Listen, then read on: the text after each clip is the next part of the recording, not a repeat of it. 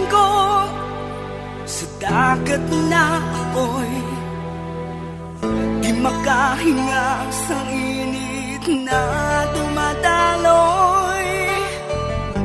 Ialay mo ang bagong pag-asa sa tulad kong nasadlak sa pagkakasala. Provincial Jail, kasaysayan sa mga tinugang ang inakabuhi, naging bahin sang Provincial Jail. Sa diin ang apat kapamusod sang pader, naging lulubngan sang ilang mga handom kag mga kalipay, nga naging saksi man sang ilang mga pag-antos, kag kabudlay kag paghinulsol. Litong-lito sa nakakabingin ingay, di makatawid sa malawak na lakusan. Ialay mo ang bagong pag-asa sa tulad kong nasadlak sa pagkakasala. Provincial Jail, makig-upod kita sa ila pagpanarambiton, kag makigbahin kita sa ila kalipay, kag pag-antos, nga ilaman na agong sa Provincial Jail.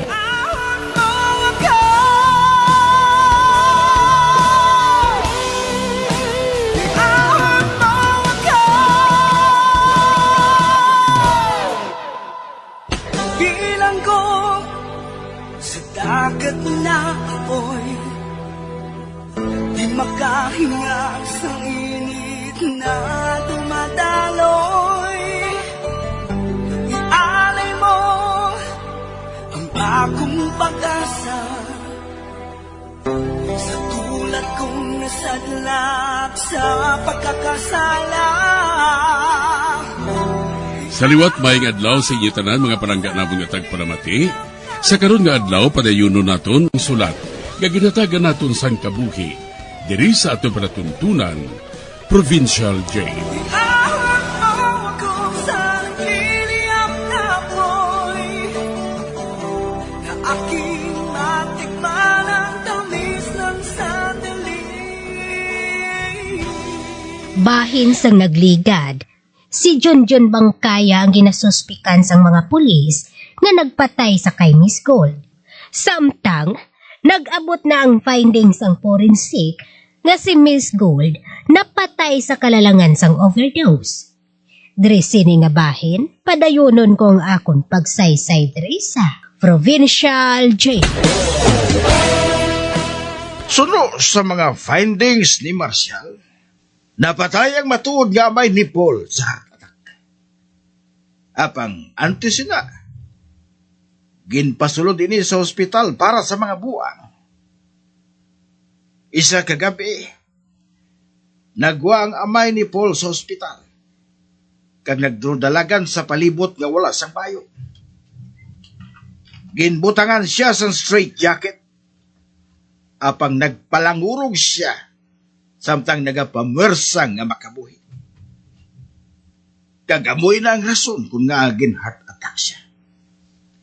Kagamo man ang inkabangdan sang iya kamatayon. Tanawon ko kung ano ang mahambal sini ni Paul. Gintipo na sila liwat. Agud nga interviewon sila tanan.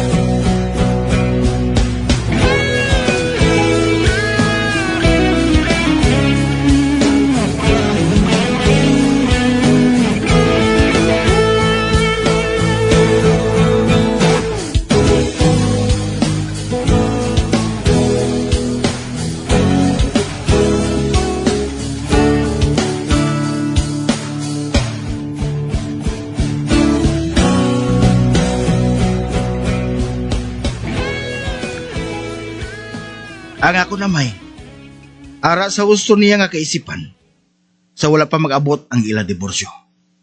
Kag ginabasol mo balang imo Eloy, sa kamatayon sa imo amay. Wala. Ang ginabasol ko, amo si Jeffrey.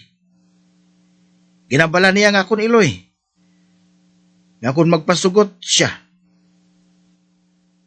makaangkon ako sang mayo nga edukasyon. kag mahatag niya sa akon ang tanan ko nga gusto. Siya ang may sala sang tanan. Gagano ang masiling mo kay Andrew? Hindi ako makagwanta sa iya. Wala sang huya nga klase sang tigulang. Kag tama kahigko sang iya mga jokes. Gagin patay mo siya? Wala. Apang nagaplano ako nga maghalin, kaupod si Melissa. Ginakaugtan namon siya. Kami tanan. Apang ako lang isa ang nagaako sina. Okay. Magkahalin ka na.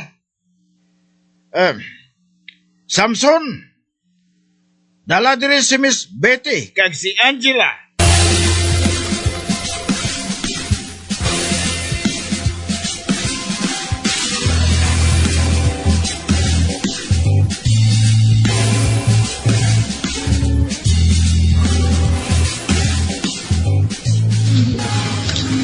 Mamangkot ako liwat sa imo, Miss Betty. Ano ang masiling mo parte sa imo amay? Nagainit na balang akong ulo sa imo. Anong buot mo silingon? Amay ko siya. Kagpalangga ko siya. Pero makatalakang iya mga jokes.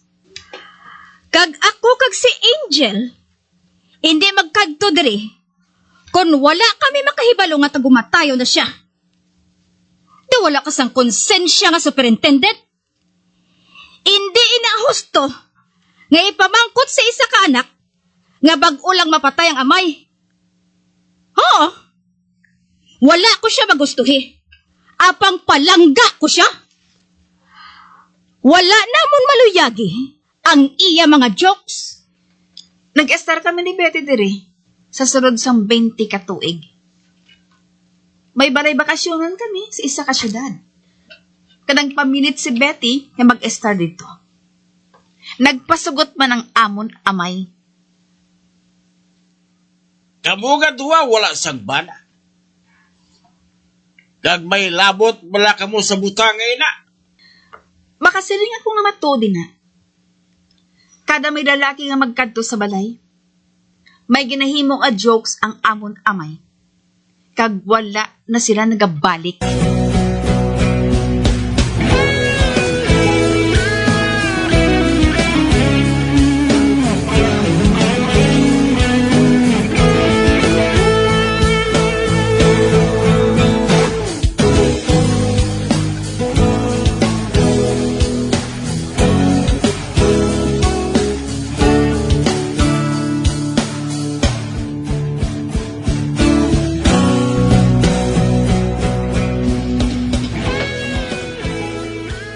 Ikaw si Jeffrey? Anong masiling mo sa imo utod? Bilang utod, wala ko siya maluyagi sang maayo. Apang wala ko sang handom nga malain sa iya. Sa subong malapit ang akon buot sa iya. Bangod sang palanublion nga ginhatag niya sa akon. Ginhatagan niya ako sang kahilwayan nga madugay ko na nga ginahandom. Siling ni Paul kag sang iya iloy. Ginkuha mo ang iya bana. Kaga mo ang kabangtanan nga nakaangkon sang nervous breakdown ang amay ni Paul. Ay, hindi na matuod, sir. Ginalagas niya ako. Ginapamilit niyang yakaw galingon sa akon. Kagang tao nga pareho sa amay ni Paul. Hindi makaangkon sang nervous breakdown. Bangod lang nga ginbayaan siya sang isa kalinta. Pareho sang iloy ni Paul.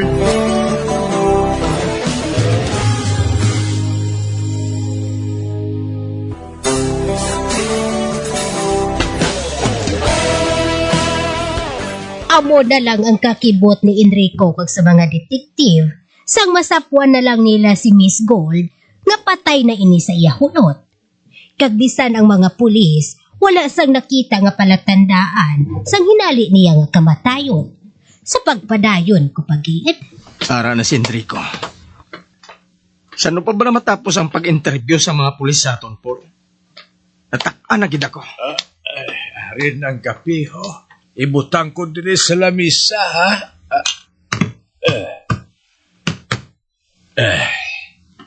Sa pagbanta ko, nahibalaan na sa pulis kung sino nagpatay kay Miss Gold. Ha? Sino? May ideya na sila eh. Si Bangkaya. Sino ka bang kaya? Ang kabulig nga nag-aistar dira sa ibabaw sa kwadra. May dako siyang rason sa pagpatay kay Miss Gold.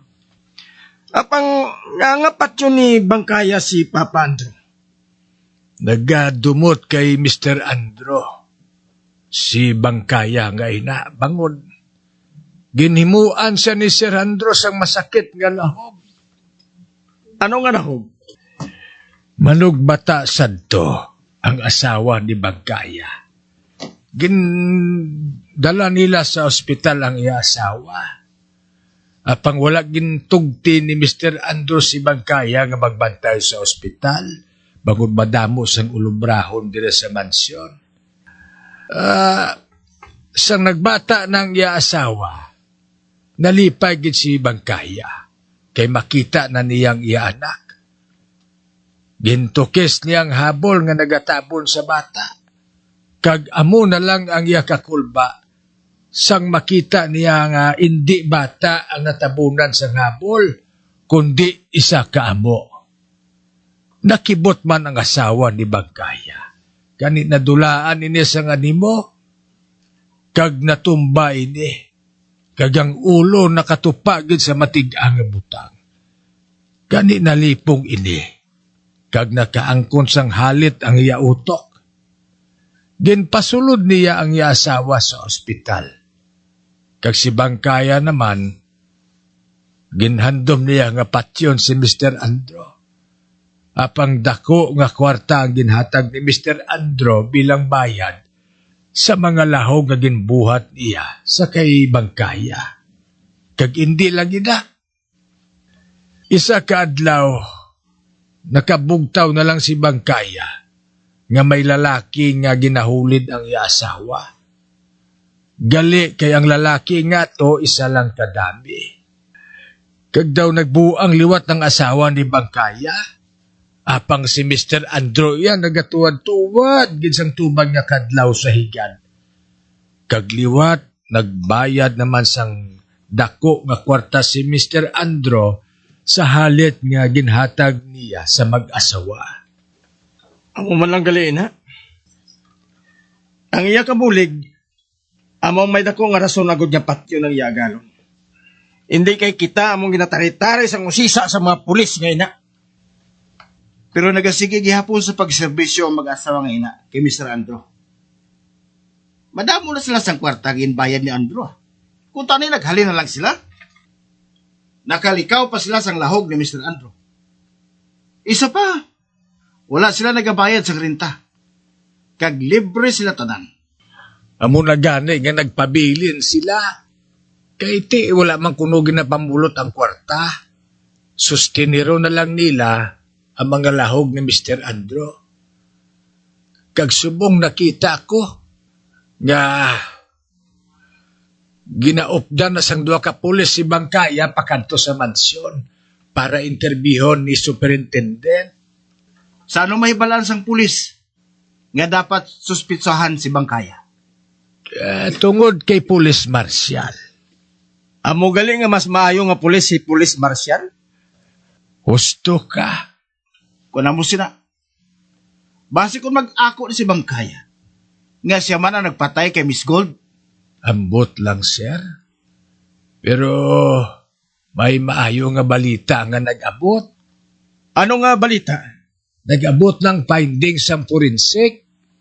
Si Miss Gold napatay sa kalalangan sa pag-inom sang bulong nga pangpatulog. Na overdose kuno siya. Amo na nga wala sang palatandaan sa lawas nga may halit. Kagdason, sir, may nakita nga fingerprint sa baso nga ginimna niya. Kay sino fingerprints? Ginahulat pa ni Superintendent ang findings sa Linside Quarters. Kung magamusin na, luwas kita bilang suspect sa kamatayon ni Miss Gold. Kag wala na sa rason ang mga pulis nga punggan kita sa paghalin diri. Kay kung hindi, makuha ako sa abogado nga mong magpangita sang pagi.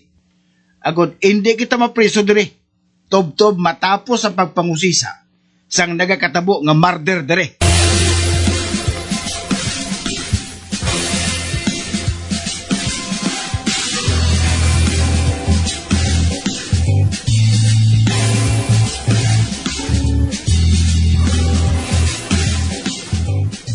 Ay, buhinin niyo ako, sir. Ha? Matha nga, patay na si Miss Gold sa overdose ang sleeping pills. Kagula ko isang labot da, ha? Sulugoon lang ko diri, ha? Makasaka lang ko diri, ha? Kung tawgon ako ni Sir Andrew. Okay. Magkahalin ka na. Apang hindi ka magpalayo, ha? Kay mahimo nga ipatawag kaliwa. Ate, oo, sir. Thank you, sir. Amo na ko, ha? Nakita na ba lang daming ina? Nakita na. Pero anong labot sina sa kamatayon ni Mr. Andrew? Kung sino ang nagpatay kay Sir Andrew, may dumot siya nga dako kayo. Dako nga pwede magpatay sa iya. Kung masulbar na nato ng unang murder, masulbar man naton ang kamatayon ni Miss Gold. Kinanglan nga masulbar gid nato ng unang murder para makaibalo kita sang rason kung nga agin patay man si Miss Gold. May punto ka, Pulis Marcial. Bueno, tipuno naton sila liwat kag usisaon. Kung sino ang may dako nga dumot, agod patyon si Mr. Andrew kag si Miss Gold.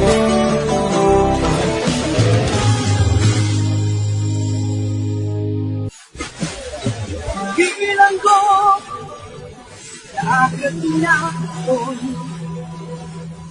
magkahinga sabihin na tumataloy. Alay mo bagong pagkaya sa pagkakasaya. Mga diyan sa nagigilit sa pagpabakit, ang mga kasugpunsang sulat ng atong man ginatagan sa kabuhi, diri sa atong katuntunan, provincial po. Kag kami diri sa gihapon wala ginikatin pa sa pagpaganda sa inyo. Gapon kabuman may kasaysayan, ito na lang diri sa atong katuntunan, Provincial Day, DYWB, Combo Radio, Bandalagan, Bagsang Bakulo, sa direksyon, Dimertin Gatuslao.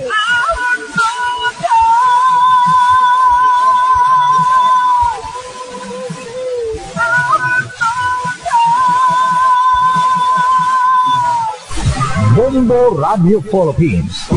Patuloy na #1 sa drama. Pa Radio Bombo!